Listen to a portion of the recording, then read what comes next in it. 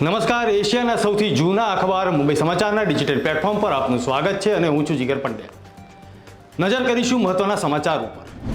કેન્દ્રીય ગૃહમંત્રી અમિત શાહે કાશ્મીરનું નામ બદલવા અંગે મહત્વની જાહેરાત કરી। તેમણે J&K and Ladakh throughout the એજીસના પુસ્તક વિમોચન પ્રસંગે કહ્યું કે કાશ્મીરનું નામ ઋષિ કશ્યપ કરવામાં આવી શકે છે। ભારતીય સંસ્કૃતિનો પાયો કાશ્મીરમાં જ નંખાયો હતો। કાશ્મીરમાં સૂફી બૌદ્ધ અને રોક મઠોનો ખૂબ જ સારી રીતે વિકાસ થયો છે। જો કે કાશ્મીરનું નામ બદલવાની વાતથી રાજકીય ગરમાવો વ્યાપી ચૂક્યો છે। બિહારના મુખ્યમંત્રી નીતિશ કુમારની પલટીની ચર્ચાઓ થતાં જ મહારાષ્ટ્રના મુખ્યમંત્રી દેવેન્દ્ર ફડણવીસે નિવેદન આપ્યું છે। નીતિશને ઓફર મુદ્દે ફડણવીસે લાલુ યાદવ પર કટાક્ષ કર્યો। નીતિશ કુમારની પલટી અંગે પ્રશ્ન પૂછવામાં આવ્યો તો તેમણે કહ્યું કે આવી વાતોમાં કોઈ દમ નથી। આવી વાતો મુંગેરી લાલના હસીન સપના જ રહેશે। આવતીકાલથી અમદાવાદ ખાતે ફ્લાવર શોની શરૂઆત કરવા માટે તૈયારીઓ પૂર્ણ થઈ ચૂકેલી છે। QR કોડ સ્કેન કરીને ફૂલ અને શિલ્પો વિશેની મેળવી શકાશે માહિતી। Chess player D Gukesh, hockey ટીમના કેપ્ટન હરમનપ્રીત સિંહ, શૂટર મનુ ભાકર અને પેરા એથ્લેટ પ્રવીણ કુમારને મળશે મેજર ધ્યાનચંદ ખેલ રત્ન પુરસ્કાર। દિલ્હીમાં ગણતંત્ર દિવસની પરેડ નિહાળવા માટેની ટિકિટનું વેચાણ શરૂ।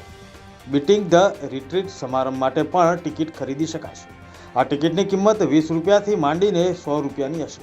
આ ઉપરાંત આમંત્રણ એપ દ્વારા ઓનલાઈન ટિકિટ પણ મળશે। મુખ્યમંત્રી ભૂપેન્દ્ર પટેલના હસ્તે ACMA ટેક એક્સપોનું ઉદ્ઘાટન કરવામાં આવ્યું। મુખ્યમંત્રીએ કહ્યું કે સમગ્ર દેશમાંથી પધારેલા 104થી વધુ ટેક પ્રદર્શનના મુલાકાત દરમિયાન ઘણી માહિતી મળી છે।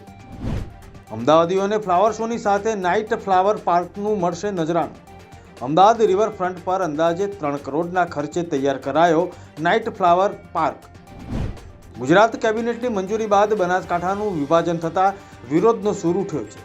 જિલ્લામાં 2 ફાળિયા કરતા ધાનેરા, કાંકરેજ અને દિયોદરના આગેવાનો અને લોકોમાં આક્રોશ જોવા મળી રહ્યો છે। ધાનેરા તાલુકાને બનાસકાંઠામાં સમાવવાની માંગ સાથે લોકોએ રજૂઆત કરી।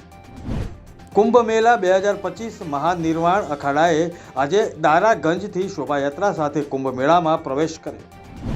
પ્રધાનમંત્રી નરેન્દ્ર મોદી આવતીકાલે દિલ્હીમાં બહુવિધ વિકાસ પ્રોજેક્ટનું ઉદ્ઘાટન અને શિલાન્યાસ કરશે। PM સ્વાભિમાન એપાર્ટમેન્ટ અશોક વિહાર ખાતે આર્થિક રીતે નબળા વર્ગ માટે 1675 નવા બાંધવામાં આવેલા ફ્લેટનું ઉદ્ઘાટન કરશે। રોશનપુરા ખાતે વીર સાવરકર કોલેજનું શિલાન્યાસ પણ કરશે। આ હતા અત્યાર સુધીના મહત્વના સમાચાર। વધુ સમાચારની અપડેટ માટે જોતા રહો મુંબઈ સમાચારનું ડિજિટલ પ્લેટફોર્મ। નમસ્કાર।